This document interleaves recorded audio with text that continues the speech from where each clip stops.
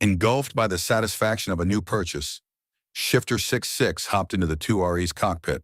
Without even spending time to grow familiar with the modified mech, he entered the arena and initiated a search for an opponent. Shifter 66 wanted to dive right into a battle with his new baby. As a fairly new and unskilled pilot, Shifter 66 naturally got matched against a pool of similarly low-skilled players. Iron Spirit featured a sophisticated matchmaking system, and the lowest segment was the Bronze League. Every potentate who played Iron Spirit started from the Bronze League. Only by winning a sufficient amount of times would one gain the opportunity to promote to the Silver League, which most mech enthusiasts consider it to be the real beginning of the game. That was because the developers enacted a lot of restrictions to the matches taking place in Bronze. Players could only earn a little amount of gold, though they also had few opportunities to lose it due to simplifying repair costs. Matchmaking in the lowest league also didn't cross star systems, which meant that most low-tier players fought against opponents from the same planet. Bronze Leaguers were also limited from purchasing any mechs rated higher than 1 star, which really frustrated a lot of kids who wanted to dive right into big and modern mechs. As for Shifter 66, he hadn't been exposed to the world of mechs for long. The mechs he already had access to already occupied his full attention. His view changed into a preparatory screen. The game found an opponent for him. After confirming his mech, weapon, and map preferences, he waited for his opponent to do the same. After a short wait, the boy's mech landed upon a grassy hill. The first thing he did was to engage his sensors to see if his opponent was in range. One of the few good things about the Fantasia 2R was its fantastic scanning power, courtesy of its hair-like sensor bundle attached to its head. The mech found an energy signature fairly quickly, which meant his opponent wasn't hiding. The boy eagerly commanded his mech to move forward, only to trip and almost fall backwards. His mech's balance fell apart. What the? Only until now did it sink into him that having a gigantic rear wasn't all that good. He wrestled with his neural interface for several minutes, trying to find a running posture that wouldn't tip him backwards. He finally managed to accomplish a crude stance by bending his mech's torso forwards, which had the unintentional effect of making his rear more pronounced.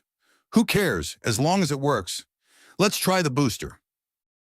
Upon activating the Gemini's powerful thrusters, the Fantasia practically rocketed forwards. Only through some haphazard steps did Shifter 66 manage to keep his mech on his feet and vaguely control his direction forward. Woo-ho! As the boy further adapted to the mech's forward momentum, he found himself wild with joy. He could practically feel the wind whipping his mech as he casually broke through his personal speed record. Unfortunately, he neglected one thing. His opponent hadn't been twiddling his thumbs. Shifter 66, too bad you're piloting a light mech. My Grunnig Hallman eat light mechs for breakfast. The player known as Triceratops boasted. He had the wins to back it up. K/H Heavy Industries' Grunnig Hallman models offered a good balance between weight, energy, and armor. They generally suffered against heavier mechs, but anything lighter couldn't go through its armor before the GH pulverized them. The GH's design mimicked a gorilla, so it could bend down on all fours and sprint surprisingly fast in a short duration. Triceratops had already seen the blazing energy signature approaching him on his scanners, so he readied his posture to dodge and chase after the lighter mech. He already licked his lips as he imagined his GH's powered arms tearing the soft Fantasia's frame apart. "Will you walk into my parlor?" said the spider to the fly. However, the Fantasia 2R-E ran forward so uncontrollably that Shifter 66 doubted he could even regain control without crashing into the ground. Only until his forward view revealed his opponent's G-H model did he realize he couldn't do anything but crash head-on. Unable to even fire his mech's pistol with all the jostling, the boy plainly threw it to the side, instead choosing to draw the Fantasia's default sword from the embedded scabbard in the back. "I don't believe my baby will lose to you." The GH appeared to be frozen in shock, but as the distance dwindled, it regained its composure and crossed its meaty arms forward. The sword glanced off one of the arms, failing to penetrate its thick armor. The forward momentum nonetheless allowed it to travel forwards and pierce the GH's chest. The armor yielded helplessly, letting the sword cut deep into the mech and slice through important systems and cabling. The GH lost 35% of its energy and all of its weapons on its left side. An even larger collision followed.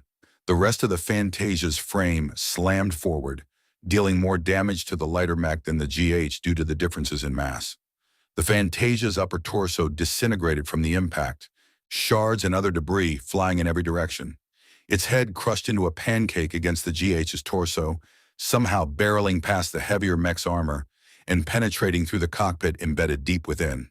Triceratops practically had a fright when his view screen burst apart. He hastily commanded his remaining functioning arm to toss the immobilized Fantasia from his partially crippled mech. "Get off me!" The feminine mech crashed against the ground, face down with its rear pointing upwards. Triceratops had no time to do a detailed damage assessment. Instead, he lumbered his mech over to the fallen frame of his opponent's mech and aimed his arm cannon. While the pilot didn't recognize the Gemini module attached to the Fantasia's rear, he nonetheless recognized it was an essential component. Unable to fire, ammunition feed disrupted. The GH's pilot cursed and abandoned his ranged options. He readied his fist for a punch. Shifter 6-6 frantically tried to command his wrecked mech to move. "Damn it, why isn't she moving? This is the end of the road for you, punk!" Just as the GH landed the punch, a hatch on the Gemini blew apart.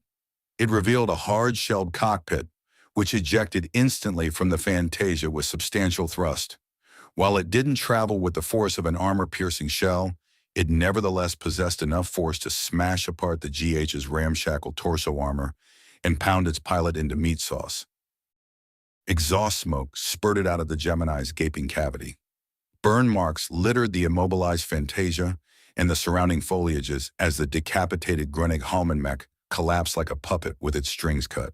Winner, Shifter 6-6. "Huh?" The boy groggily wondered as the rewards from the win poured in. "It worked? I won?" It had been a complete fluke to eject the redundant extra cockpit. In the final moments, the boy pretty much pressed every neural button he could find, trying to get his mech to do something other than being a sitting duck. Ejecting the cockpit was one of the last options left.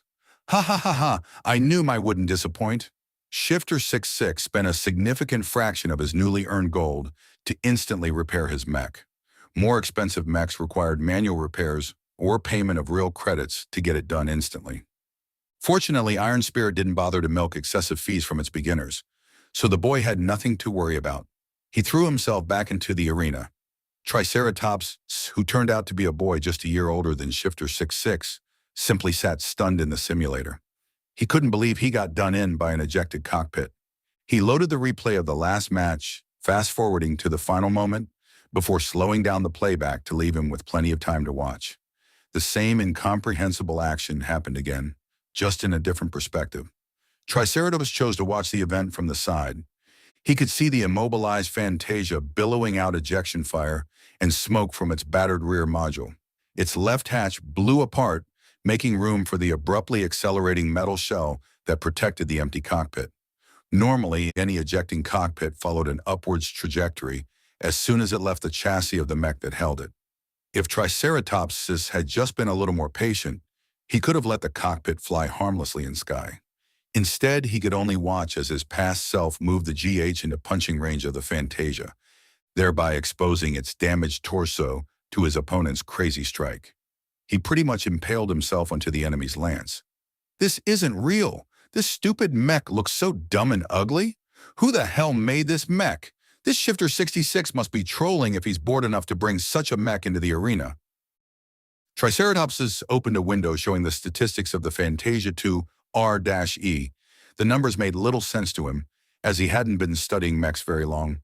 Following the link to the seller called Chasing Clouds, he found out next to nothing as the account had been created very recently, with no other mechs for sale. The seller's privacy settings caused Triceratops' impromptu investigation a dead end. "Well, if I can't find anything out about the seller, then let's check Mr. Shifter 6-6. I want to see whether you're a pro playing on an alt account." Though Triceratops spent his time in the Bronze League, he occasionally fought against opponents with a much higher apparent skill level on occasion. These monsters mostly consisted of expert mech pilots with a successful career in the upper leagues of the game. Sometimes expert pilots with real-life mech combat experience also took the game for a spin, causing many helpless Bronze Leaguers to cry helplessly as they got beat up in turns. When Triceratops loaded into Shifter 66's next match, he already saw that the battle had reached the peak. The Fantasia 2R-E had difficulty catching his much lighter opponent, who happened to be piloting a Fantasia 1R. As the predecessor model, the 1R lagged in several areas compared to the 2R. Nonetheless, the 1R the opponent piloted was the stock model, granted him a decisive advantage in agility and short-range mobility. The forest environment also bogged Shifter 66 down. His 2R-E couldn't find a clearing to put his substantial boosters to good use. Without the extra speed afforded by the boosters, his 2R-E had been rendered into an overweight mech, clumsily trying to turn its sluggish frame in the direction of his flitting opponent. The 1R's pilot played it smart, Triceratops noted. The 1R seemed to be wary of Shifter 66's mech boosters. It neither faced the 2R-E directly in the front and behind, using its superiority in lateral movement to keep the mech to the sides. The boy could only grit his teeth as he endured the light laser blast digging into his Fantasia's rear armor. He only managed to endure until now because the enemy's Fantasia lacked the capacity to field heavier firepower. However, just its basic pistol possessed enough punch to eventually slag the 2Re's armor into a puddle. Shifter 66's own pistol had already been shot to pieces, and he could only try to make pot shots with his heavier, but unwieldy, marksman rifle. "You asshole! Are you a monkey or a man? Stand still for a moment!" The 1R ignored the complaint and resolutely kept up its dodging. The boy knew he couldn't let this merry-go-round continue, so he activated his boosters and just rocketed into the trees. His mech crashed through the trees with minor difficulty, though he accumulated internal structure damage with each tree felled. He couldn't keep this up for long. Nonetheless, Shifter 66 managed to retake the initiative. The 1R's pilot panicked. Allowing the 2R-E to build up distance meant exposing him to powerful laser fire. He hastily followed after the rocketing mech, inadvertently lining up right behind the 2Re's Gemini system. "Behold my ultimate move," Shifter 66 yelled as he slammed his fist on the secondary ejection button. The Fantasia's twin cockpit whooshed forward from the Gemini model in another fiery blast. This time the cockpit kept up a straightforward trajectory. Changing that setting was the only thing the boy prepared in advance before he dove into his next match. The cockpit rocketed backwards with a speedy but avoidable trajectory. The 1R could easily step sideways if it kept its chassis in the correct stance. Unfortunately, the stock model chased after the 2R-E with full speed, allowing for very little leeway to dodge immediately. By the time the 1R managed to shift its torso, the blazing cockpit slammed its right shoulder to pieces. The Fantasia 1R massed much less than the G-H, so the impact this time resulted in much heavier damage, even though it occurred off-center. Practically half its shoulder and the entire arm blew apart. The battered cockpit flew off in a random direction, with the Fantasia's gun stuck in its shell. "Ha-ha, you're mine now!" The boy was ecstatic to see his gamble succeed. He stopped the boosters, causing his mech to abruptly slow down and trip. It took an embarrassingly long time to get his mech up its feet, but the kid felt too flushed with success to feel any bother about it. The 2R-E lumbered back to the crashed 1R model. The loss of a shoulder and an arm shouldn't have crippled a Fantasia 1R. Most of its essential systems rested in its waist, so as long as it possessed two functional legs, it could still outplay the 2R-E. The pilot eventually lacked the skill to compensate for its damage, as all he could accomplish so far was to run around in circles. The boy stopped his approach and raised his mech's rifle.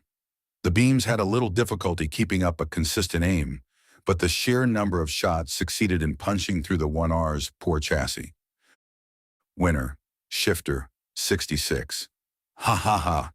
The boy laughed as he raised his fist. He had won again, proving him that his gold was well spent. Though clumsy, his mech held a few surprises, and anyone who thought he was an easy target would get a nasty present. Triceratops, on the other hand, cursed Shifter 66's luck.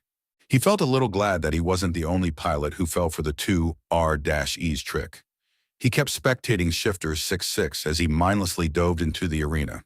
Subsequent matches proved that the boy had celebrated too early. Matchmaking had adjusted Shifter 66's opponents after he kept relying on cheap tricks. These slightly more seasoned pilots recognized the Gemini add-on and knew what it could do. Though they laughed at the two R-E's rear-heavy appearance, they still treated their enemy seriously. The lighter mechs generally ran rings around Shifter 6-6, taking small bites at a time and leaving him with little opportunity to strike back. The heavier mechs proved to be easier opponents for him, as they were less capable of dodging his newly invented ultimate move. Only the heaviest one-star mechs could shrug off the damage caused by the sudden collision. Remembering that he had to go home for dinner, the boy eventually called it a day. With a couple more wins than losses in his record, the potentate felt that buying the Fantasia 2 R-E was one of the best decisions in his life. Before he logged off, he added the designer in his address book. Oblivious to the potentate, Vess looked at his system's notification with a puzzled expression. The mission finished that quickly? I can't believe there's someone stupid enough to buy the mech I put on sale.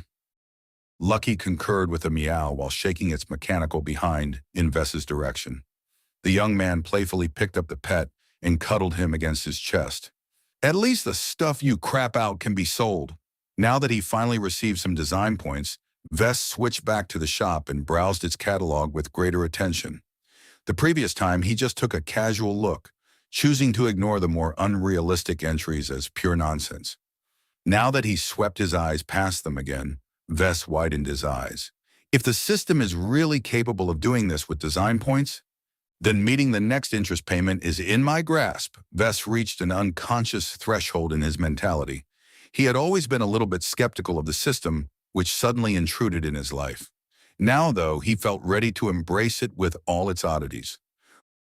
While some designers counted on their fancy degrees to start their careers, others threw money and connections at the problem. Vess only needed the system to pave his way to the top. You have received a new mission. Mission, Tutorial Part 3, Mass Production. Difficulty, F-rank prerequisites. Completed Tutorial Part 2. Description, a mech designer should not be content at selling a model once.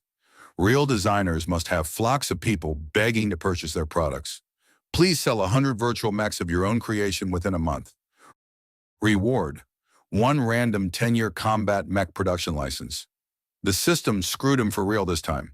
How am I supposed to sell 100 of them in a month? If you find any errors, ads pop